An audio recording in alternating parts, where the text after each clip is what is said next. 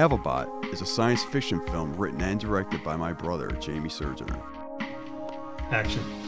Character, yep. In the film, I play an astronaut who takes a journey through space and discovers a 300-year-old shipwreck. The film features a seamless blend of live action and computer-generated imagery. So what's your motivation for this character? The faster I can get it, the quicker I can go home.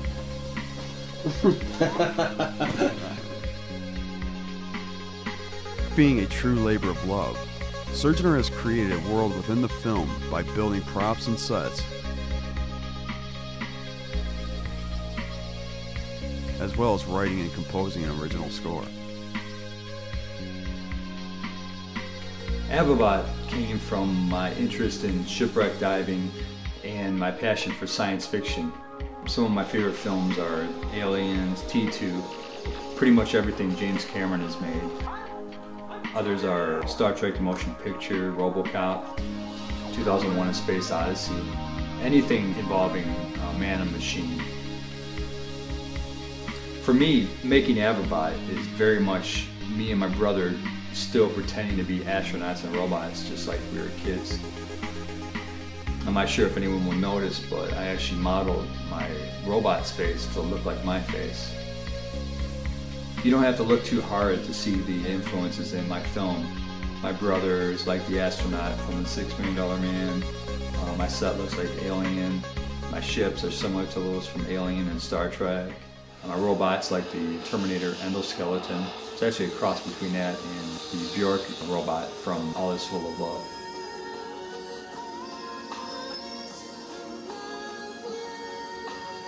Making this film, I'm basically still just a kid building spaceships and pretending to be a robot.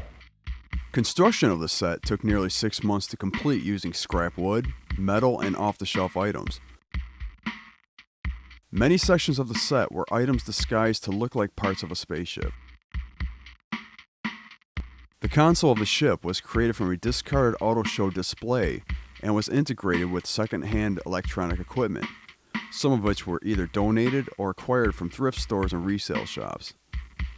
The command chairs of the set are the rear seats taken from a Honda Element.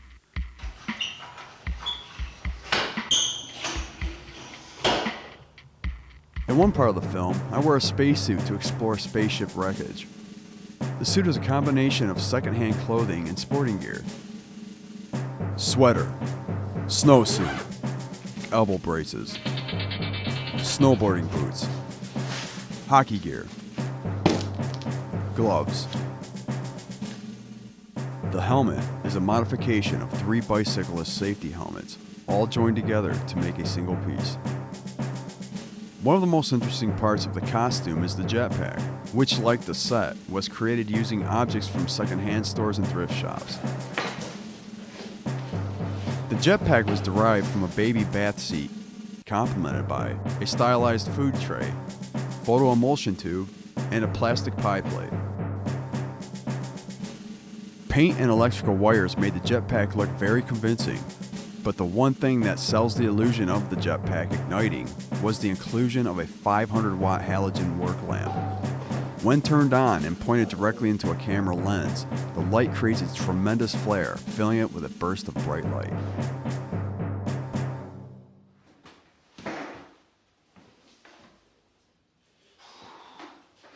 Responsible for the computer-generated imagery, compositing, and digital effects is CGI and commercial artist Kevin Capizzi, whose credits include Feast, He Was a Quiet Man, as well as countless commercials.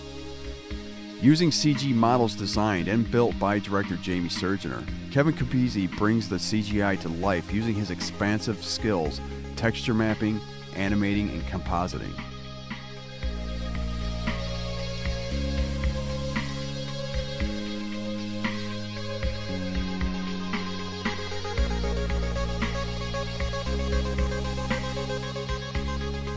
I don't know if it's CGI in particular or just visual effects as a whole, but ever since I was very young, I've always been fascinated by Hollywood movies and Spielberg and all this.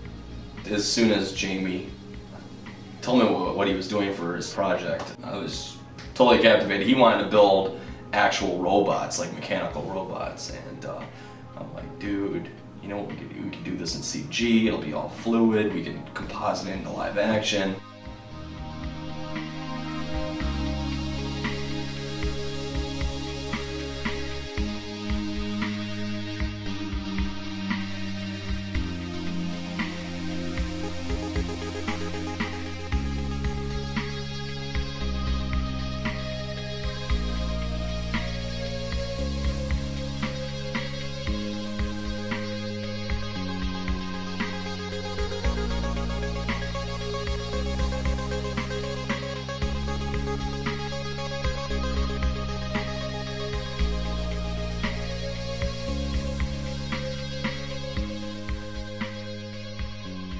Jamie started telling me the story, and from then on I was smitten. You know, at that point, there was no backing out of it. I was trapped.